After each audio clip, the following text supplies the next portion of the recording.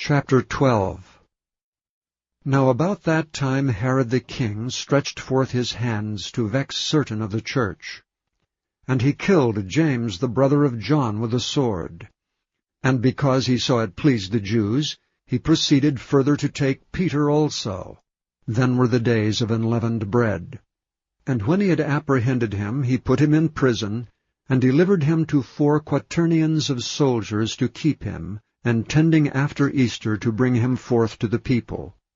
Peter therefore was kept in prison, but prayer was made without ceasing of the church unto God for him. And when Herod would have brought him forth, the same night Peter was sleeping between 2 soldiers, bound with 2 chains, and the keepers before the door kept the prison.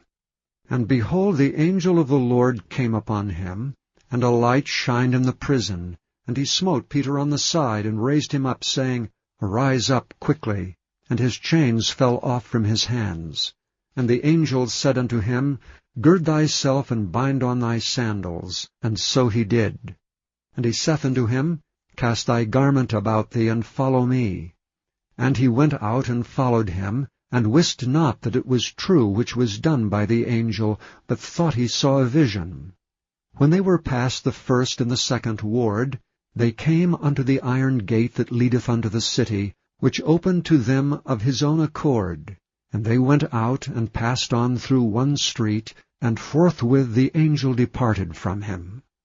And when Peter was come to himself, he said, Now I know of a surety that the Lord hath sent his angel, and hath delivered me out of the hand of Herod, and from all the expectation of the people of the Jews.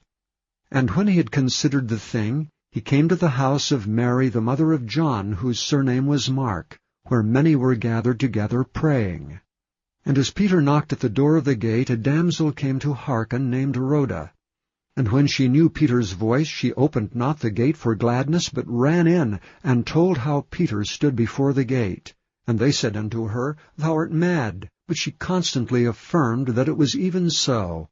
Then said they, It is his angel. But Peter continued knocking.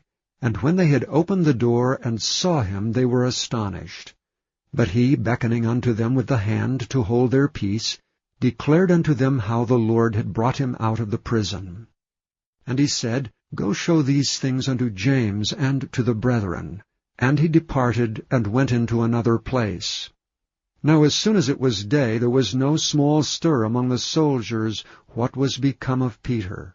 And when Herod had sought for him, and found him not, he examined the keepers, and commanded that they should be put to death. And he went down from Judea to Caesarea, and there abode.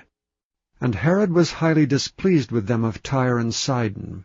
But they came with one accord to him, and having made Blastus the king's chamberlain their friend, desired peace, because their country was nourished by the king's country. And upon a set day Herod, arrayed in royal apparel, sat upon his throne, and made an oration unto them. And the people gave a shout, saying, It is the voice of a God, and not of a man. And immediately the angel of the Lord smote him, because he gave not God the glory, and he was eaten of worms, and gave up the ghost. But the word of God grew and multiplied.